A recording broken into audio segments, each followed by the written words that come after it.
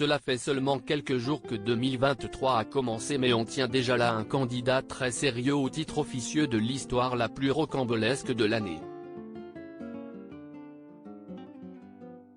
Car cette affaire est effectivement digne d'un roman, plutôt de mauvais goût en l'occurrence.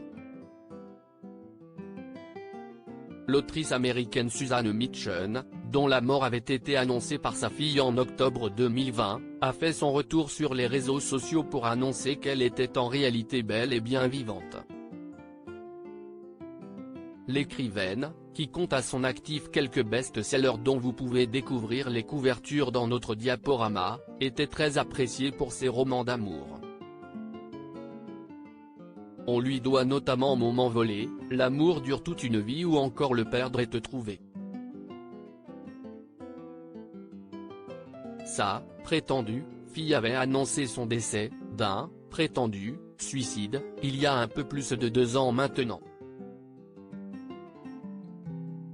Scène était suivie une grande vague d'émotions et d'hommages, autant de la part de ses lecteurs que de la part de ses confrères écrivains.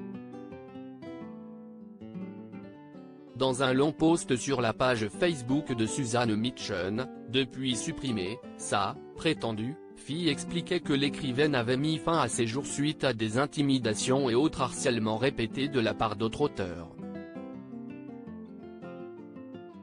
J'espère écrire à nouveau. Pourtant, une femme déclarant être Suzanne Mitchell a mis en ligne une longue publication sur un groupe Facebook privé d'écrivains, expliquant qu'elle n'était pas décédée. J'ai débattu sur la façon de faire 1 million de fois et je ne sais toujours pas si est bien ou non. Il y aura des tonnes de questions et beaucoup de gens quitteront le groupe, je suppose, a-t-elle débuté sans donner de véritables explications.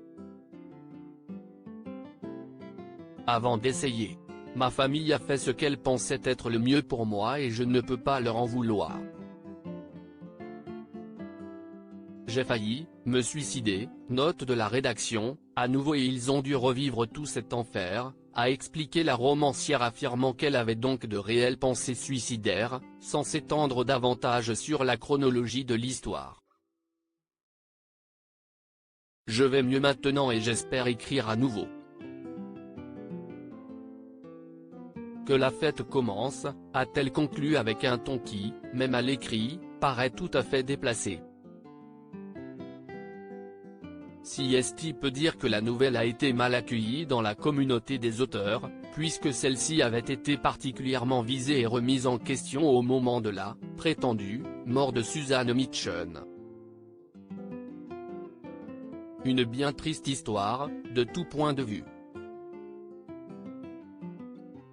On espère en tout cas que Netflix va sérieusement se pencher sur le sujet pour nous proposer un documentaire dont ils ont le secret.